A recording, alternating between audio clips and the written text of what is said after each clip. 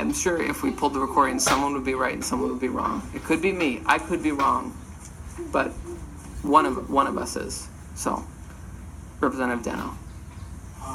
Something I guess I'm not exactly clear on. And then Representative. Something I'm not clear on. If we were to leave some version of the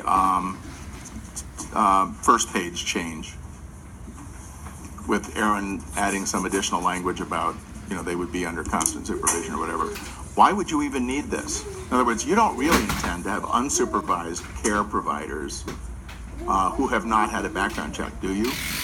What I know is that we had certain daycare providers who were here for the last language review who spoke very well as to the reason for this, and because of the situation that we're in, because we're at the end of session where things are being posted, necessarily, it's no one's fault, but necessarily things are being posted with such short notice on when these things are coming up for review. I know that some of those daycare providers would have loved to have been here, but they can't be because they're not professional lobbyists. They're running their businesses.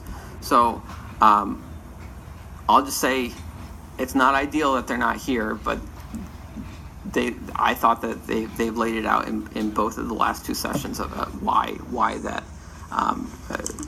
this was necessary. But is that the intent, that you would have people with unsupervised access to children who have not had a background check? Under special circumstances where the department has granted a temporary waiver because of a medical emergency or some other outstanding circumstances.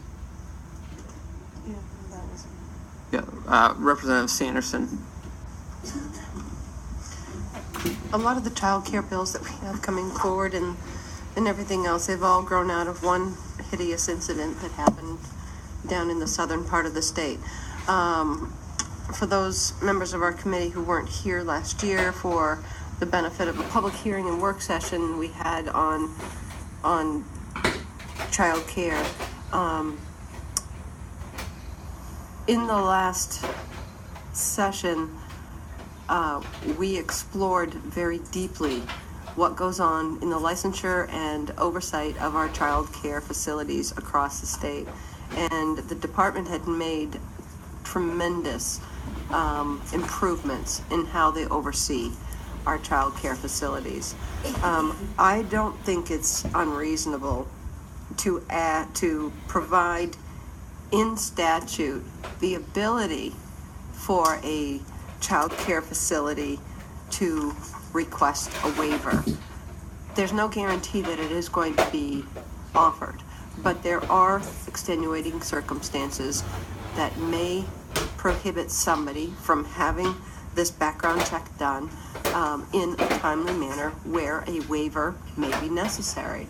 And so I think this is what this is getting to.